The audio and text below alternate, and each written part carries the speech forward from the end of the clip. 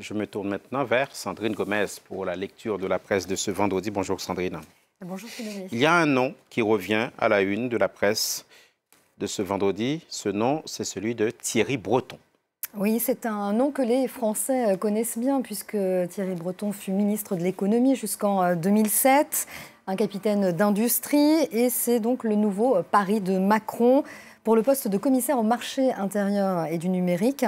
Titre ce matin Les Échos, le journal économique qui soutient donc la candidature de l'actuel PDG d'Atos, l'un des leaders mondiaux de l'informatique.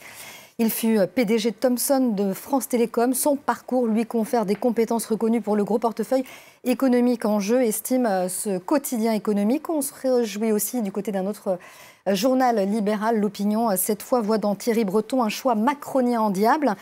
Car le journal pointe ici le risque d'une telle candidature, celle du conflit d'intérêts qui pourrait être soulevé par le Parlement européen.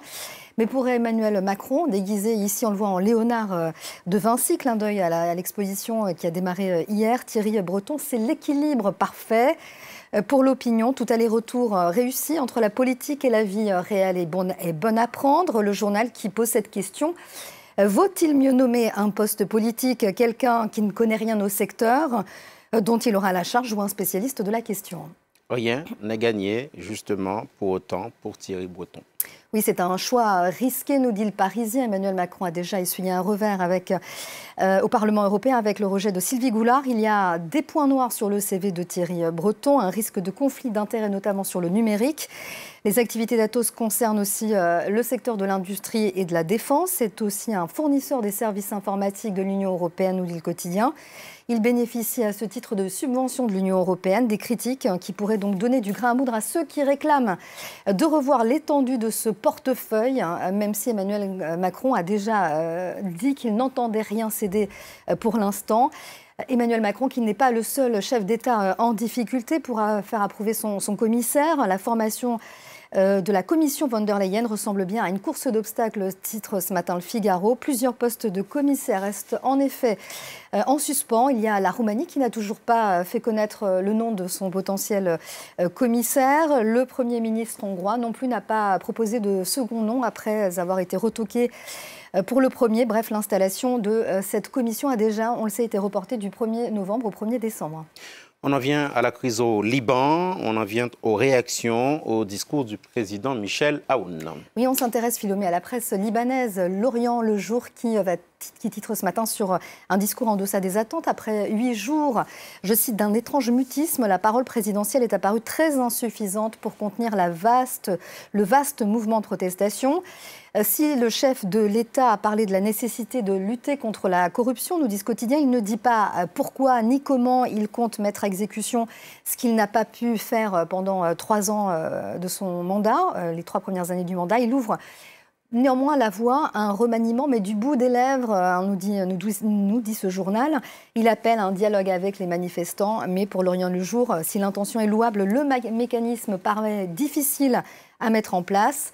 De son côté, le quotidien Daily Star lui semble un peu plus optimiste. Vous voyez cette une ce matin, il titre sur cette pression pour un changement de gouvernement qui s'accélère donc au Liban.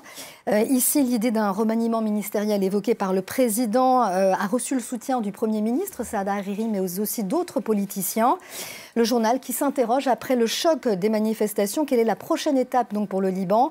On émet ici comme solution politique un remaniement laissant le Premier ministre Saad Hariri au pouvoir, mais remplaçant d'éminents ministres par des technocrates jugés plus aptes à mettre en place les réformes indispensables. Ici, une sortie de crise ne pourrait passer que par le puissant Hezbollah qui pourrait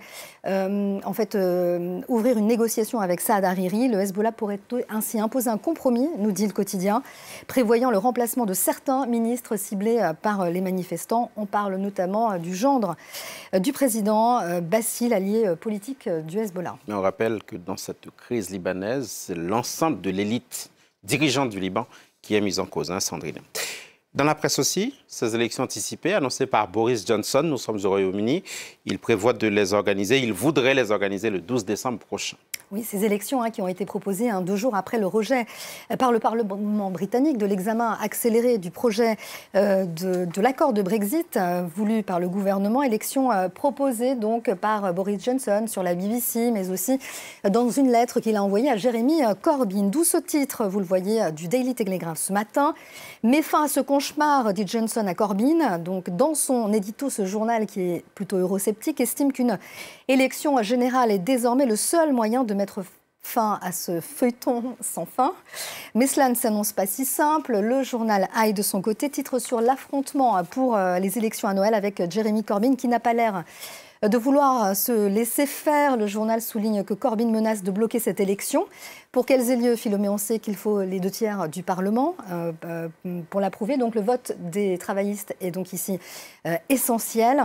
À la une du journal Métro, juste ce jeu de mots Brexit et Christmas qui donne Brexmas qu'on a vu tout à l'heure. Et puis peut-être un petit dessin pour terminer où Boris Johnson, je ne sais pas si on a ce petit dessin. En tous les cas, c'est Jeremy Corbyn qui tient la guirlande de Noël et qui doit la brancher dans la prise ou pas. Guirlande de Noël accrochée au 21 Downing Street. Bon, on n'a pas ce dessin, c'est dommage. Au 10 Downing Street. Merci Sandrine Gomez. Voilà. C'était la revue de presse. On marque une courte pause dans Paris Direct.